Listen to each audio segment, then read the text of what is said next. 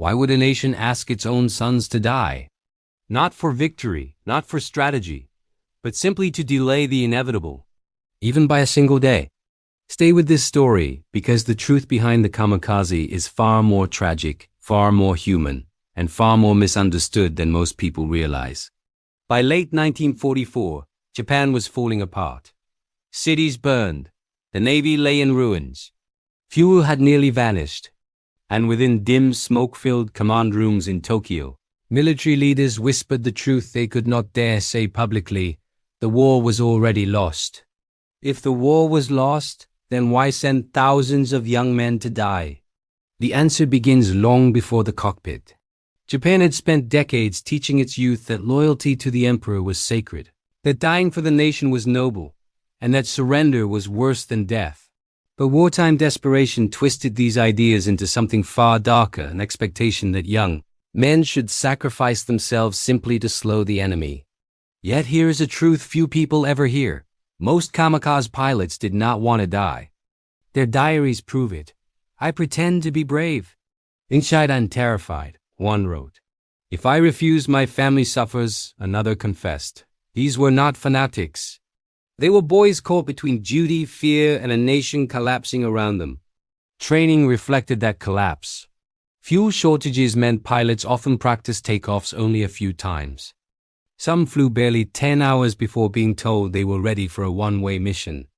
Aircraft were old, unreliable, patched together with whatever parts remained. Engines failed mid-flight. Landing gear was sometimes removed to reduce weight. Many pilots were sent into the sky with planes they could barely control. And a painful truth emerges. Many quietly hoped their engine would fail right after takeoff. A mechanical failure meant they could return without shame. It meant they could live at least for one more day. Before missions, pilots received a ceremonial meal: white rice, fish, a sip of sake, simple foods yet luxuries in a starving nation. The meaning was unmistakable. This was their final dinner. Photographs followed: forced smiles, stiff uniforms, trembling fingers. These images would become their funeral portraits. Imagine looking into a camera, knowing this is the last picture your mother will ever see. Then came the flight. Engines roared, men saluted, and the aircraft rose into the sky, each one carrying a young man with no chance of return. The loneliness of that final journey is something difficult to comprehend. The ocean stretched endlessly beneath them. Clouds drifted slowly past their wings. Minutes felt like hours.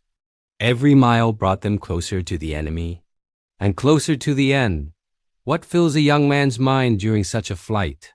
Some thought of their mothers. Some whispered apologies into the wind. Some sat silently, overwhelmed by the weight of fate. American sailors who survived these attacks still recall the moment vividly, a distant speck on the horizon. An alarm, the sudden realization he's not turning away. Then the explosion. And yet, many American veterans decades later spoke of the kamikaze pilots with compassion. One said, "I hated the attack, but never the boy flying the plane." That single sentence captures the humanity beneath the tragedy. Did kamikaze attacks work? They sank ships, inflicted damage, terrified entire fleets, and killed thousands of sailors. But strategically, they changed nothing. Japan had run out of everything: planes, fuel, factories, experienced pilots. America could replace ships faster than Japan could destroy them. The outcome was inevitable. So, why continue? Why send thousands to die when defeat could no longer be avoided? Because some leaders believed that mass death might force the United States to offer better surrender terms. Not victory, not survival. Just slightly less humiliating terms. And the cost of that hope was paid by thousands of boys. After the war, Japan faced a question that still divides families and historians. How should the kamikaze be remembered? For some families, they were heroes who died for duty. For others, they were victims of a government that used them as tools. Some mothers kept their sons' final letters hidden for decades because reading them was too painful. Some wept every year at shrines where their names are carved into stone. The pilots' letters reveal something essential. They longed for life, not death. I wanted to become a teacher. I wanted to marry. I wanted to live. These words echo across time, heavy with the weight of futures stolen. Why does their story matter today? Why should viewers, especially those old enough to have heard first-hand stories from the war years, still listen? Because the story of the Kamikaze is a warning carved in grief. It shows how leaders can glorify sacrifice more than life. How pride can blind a nation to reality. How ideology can demand the lives of the young. And most importantly, it shows how easily ordinary people can be swept into extraordinary tragedy. History does not repeat itself, but it often echoes. Those echoes warn us to stay vigilant, to question nationalism taken to extremes, and to protect the value of life above all else. So when you hear the word kamikaze, remember this. Behind every attack was a boy who deserved to grow old. A boy who dreamed of a future stolen from him. A boy who climbed into a plane he was never meant to return from. Their story is not about glory. It is not about honor. It is not about victory. It is about loss. About the cost of fanaticism. About a generation sacrificed for nothing more than pride.